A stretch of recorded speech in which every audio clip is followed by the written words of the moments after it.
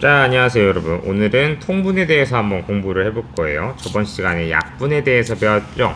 약분이라는 것은 분모와 분자의 공약수를 똑같이 나누어서 크기가 같은 분모와 분자를 크기가 같은 분수를 만드는 거라고 했어요. 그러면 통분은 뭘까요? 자, 한번 봅시다.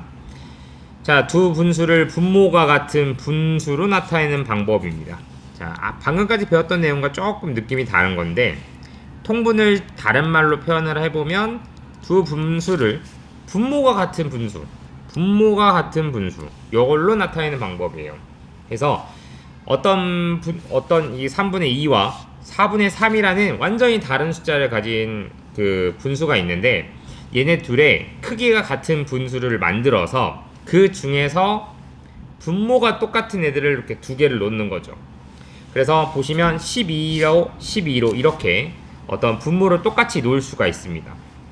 자, 3에서 12로 가려면 곱하기 4를 해야겠죠. 그러면 요거를 똑같은 크기의 분수로 만들려면 위에 분자도 당연히 곱하기 4를 해줘야 됩니다. 그래서 2 곱하기 4는 8이라는 숫자가 나오죠. 그래서 3분의 2라는 것은 3개 중에 2조각인데 이거는 12개 중에 8조각과 똑같다 라고 얘기를 할 수 있습니다. 마찬가지로 옆에 4분의 3을 보시면 곱하기 3을 했죠. 그러면 아래에다가 분모에다가 곱하기 3을 했으면 분자에도 곱하기 3을 해줘야 됩니다. 크기가 같은 분모와 분수를 만들려면 분모와 분자에 0이 아닌 같은 수를 곱하거나 나누어야 되니까요. 자, 그래서 3 곱하기 3은 12분의 9라는 숫자로 나온다는 것을 확인할 수 있어요. 그럼 자, 여기서 보면 12분의 8과 12분의 9가 있는데, 그럼 어떤 분수가 더 크냐라는 비교를 할 수 있겠죠.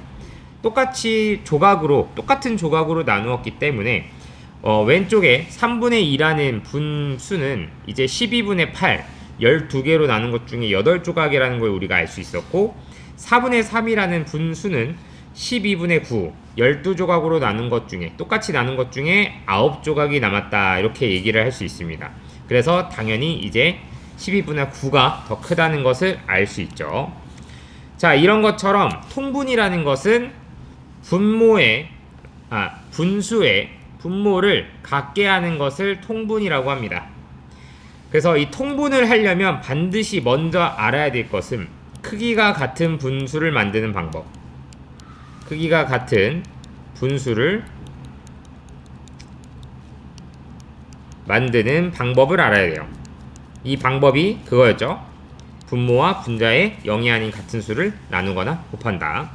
그리고 그걸 알려면 먼저 우리가 알아야 될 것이 배수 또는 약수, 이런 개념들을 또 이해를 해야 돼요. 그래서 이렇게 통분한 분모를 공통분모라고 하는 것까지도 우리가 지금 방금 배워봤습니다. 자, 그러면 8분의 7과 10분의 3을 한번 통분을 해볼게요. 자, 8과 10을 통분을 하려면 얘 일단은 더 큰 숫자들을 생각을 해야 돼요. 무조건. 왜냐하면 8과 10을 이렇게 나누어가지고 어떤 최대 공약수를 나누어가지고 만들 수 있는 숫자는 똑같은 숫자를 만들 수가 없습니다. 8과 10을 크기를 키워가지고 배수의 개념으로 접근을 하셔야 돼요. 자, 그래서 8과 10의 공통배수. 자, 그럼 저번 시간에 우리가 이렇게 배웠죠. 다 곱하면 2, 4, 8에 8, 5, 40. 자, 40이라는 최대 공약수로 우리가 똑같은 숫자를 만들 수가 있죠. 8에서는 곱하기 5를 해서 마찬가지로 위에다가도 곱하기 똑같이 5를 해주면 40분의 35라는 숫자가 나와요. 10에서 40을 갈 거면 곱하기 4를 해주고 위에도 똑같이 곱하기 4를 해주죠. 그래서 40분의 35, 40분의 12 이렇게 해서 통분을 해볼 수 있습니다. 자, 그러면 약수라는 것은 저번 시간에 배웠던 대로 어떤 공통의 그 약수로 뭔가 크기를 같게 만드는 방법이라면, 통분이라는 것은 최소 공배수를 활용한 방법이라는 걸 알 수 있어요.